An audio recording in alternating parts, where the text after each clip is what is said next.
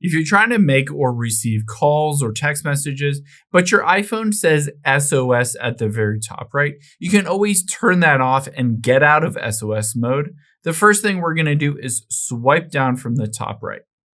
Now, once you've done that, you're going to toggle airplane mode on and just wait for a bit. This will disconnect from your Wi-Fi, your Bluetooth, in addition to, most importantly, your cell carrier. After you've done that, just toggle it back off again, and this will reconnect everything. You can see it says searching, and then it reconnects to AT&T My Network. After you've done that, if it doesn't help, let's head into your settings. Once you're in the settings, you're going to go to midway down where it says cellular and tap on that. From here, all we need to do is toggle this line off. If you have an eSIM, you can just toggle it off like I did. But if you have a physical SIM card, you have to physically remove that SIM card, maybe clean it off with a lint or something like that, a cloth, and then put it back in.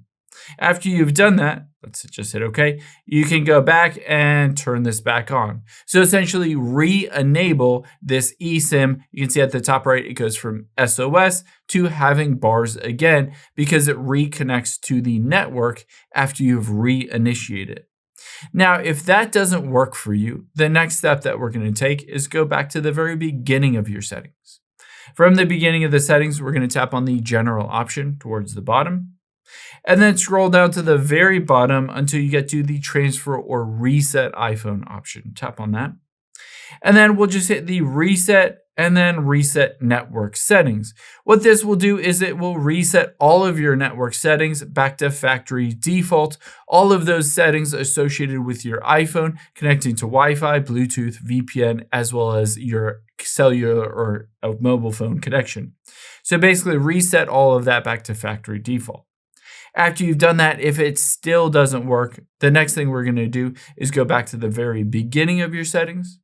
You're going to tap on the general option again towards the bottom and tap on about.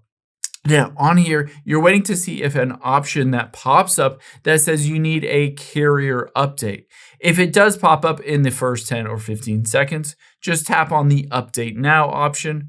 But if it doesn't pop up, there's no option to update it. You have the latest firmware for your carrier.